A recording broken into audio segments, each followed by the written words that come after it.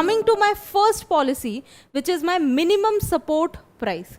Now, I don't know how many of you have seen the movie Mother India, but minimum support price can be understood from that movie, in which there was a small family, there was a hardworking mother, she had 2 children, she used to work on farm, but when it came, even after a good produce, it was whether or not she was getting the right amount for it. Right? So my government of India recognized the problem and said that there will be no more Mother Indias and we will be giving you the fair prices.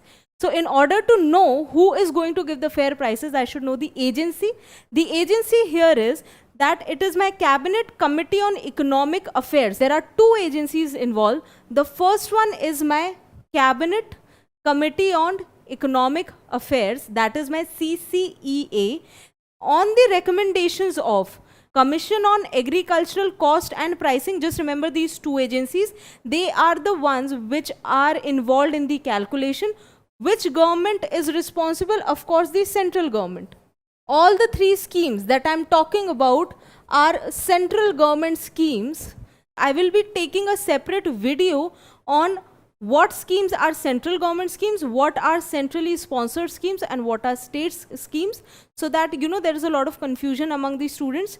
Anyways, so my agencies is my CCEA, then my Commission on Agricultural Cost and Pricing. The factors for pricing are cost of production, intercrop parity, demand supply, effect of industrial cost and cost of living, and of course the international prices, because you have to show your face in WTO also.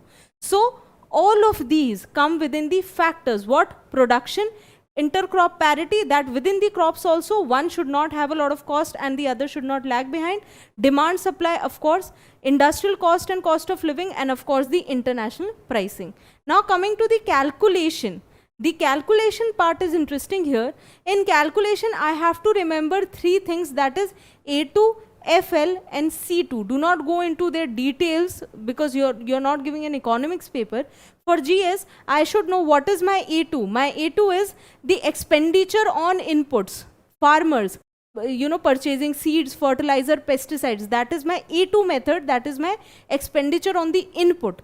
I have procured it. This is the expenditure. Second is my A2 plus FL. My A2 plus FL is the implied cost of family labor. My mother is involved, Birju is involved, Raju is involved. All 3 people, their family labor is calculated within my A2 plus FL method. The third one being the C2 method. The C2 method is the final or the actual cost, which is the cost of production when it comes to the agricultural activity, and it is the C2 on which the MSP is calculated.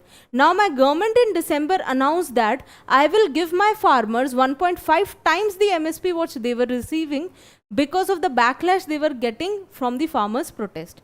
So when I say 1.5 times of MSP, I am talking about 1.5 times of C2 which the farmers are going to get in the increased minimum support price.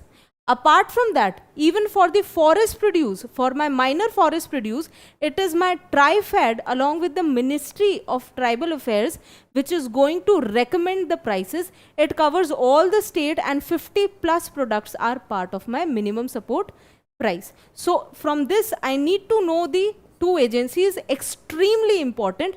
Apart from that, I need to know that what is exactly C2, and I need to know that what are the factors which are involved, and of course it is a central sector scheme. So this concludes my minimum support price.